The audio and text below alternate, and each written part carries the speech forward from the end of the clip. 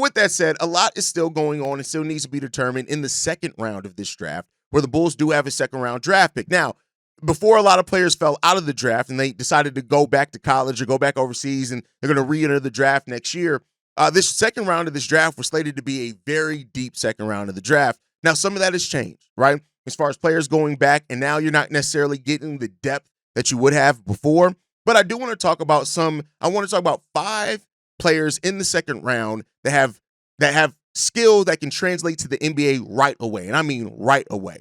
The first one I want to talk about is Johni Broome. Now, this is a guy that, I've said it, just a tough motherfucker. He's just a tough son of a bitch. And that's what you like. Like, don't get me wrong. He scored a little bit. He can block shots a little bit. He can play some solid defense. He rebounds pretty well. This is a guy that I understand why he's falling down into the second round, right? An older prospect, but when you look at it, he averaged 18.6 points per game and 10.8 rebounds, and he did that with a lot of physicality. That physicality that Johni Broome has, that's the thing that can translate right away for the NBA. I will not be surprised at all if Johni Broome ends up turning into like a Todd Gibson level player. And I know that's a starter in the NBA. I would not be surprised if I get it while all the potential and things, I understand why he drops to the second round in this draft. But I'm telling you right now, I would not be surprised at all if Johni Broome ends up being a starter at some point for an NBA team and he starts for a handful of years and plays good. Tough, solid shot blocker, solid rebounder. He has a pretty good shot as well.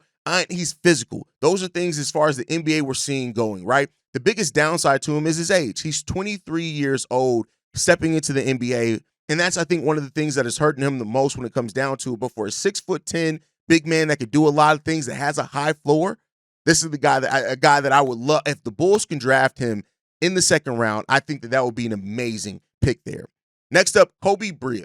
And this is another player that I think, when you talk about shooting from beyond the arc, this is a guy that can do that. He's knocked down over 43% of his three-point shots, taking nearly 6 attempts per game. And he hit about 50% of his threes the season prior to going to Dayton.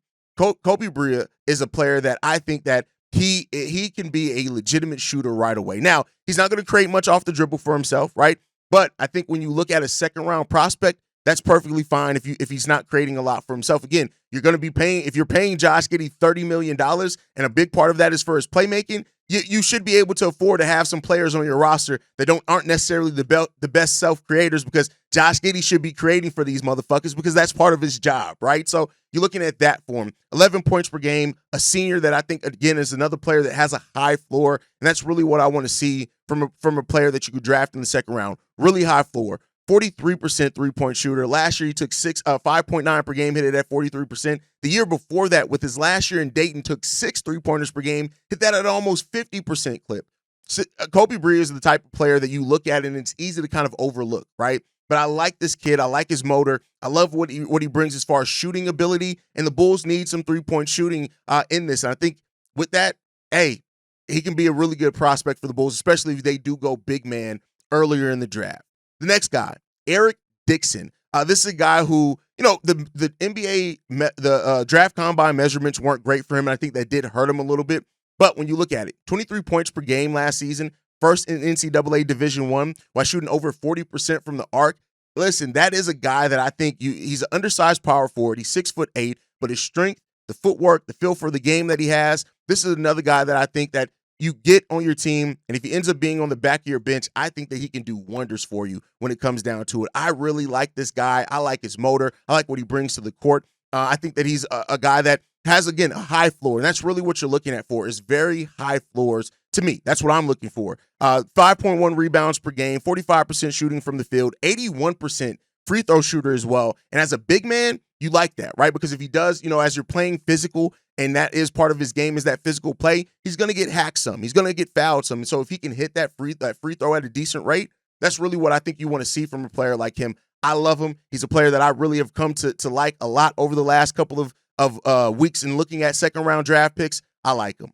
Another guy that I talked about a little bit, Hunter Solace. And this is a guy that I think, he wasn't productive his first 2 years, and I think that dropped him down before moving over to Wake Forest. And he became the go-to scorer there. 63% from inside the arc. He slashes very well to the rim. I think this is a guy that people are going to overlook. 6'5", but he has really good length. He has really good efficiency around the rim. I think that he has the tools to be a two-way guard at the NBA level. I'm not saying that he can come in and replace Ayo or anything like that, but I'm saying that if what we've heard is that the Bulls have to decide between Koby and Ayo ends up moving into the starting lineup, you have Hunter Solace there. I think he can develop to a really nice bench piece for you, and maybe he even has an upside to do more than that. His size may limit him a little bit, but look at this guy, Hunter Solace, I think makes a lot of sense here for the Chicago Bulls. And then lastly, Hansen Yang. This is a player that a lot of you guys have been asking me to cover. I haven't covered a lot for. Legit size, 7'2", 250 pounds, 7'3" wingspan.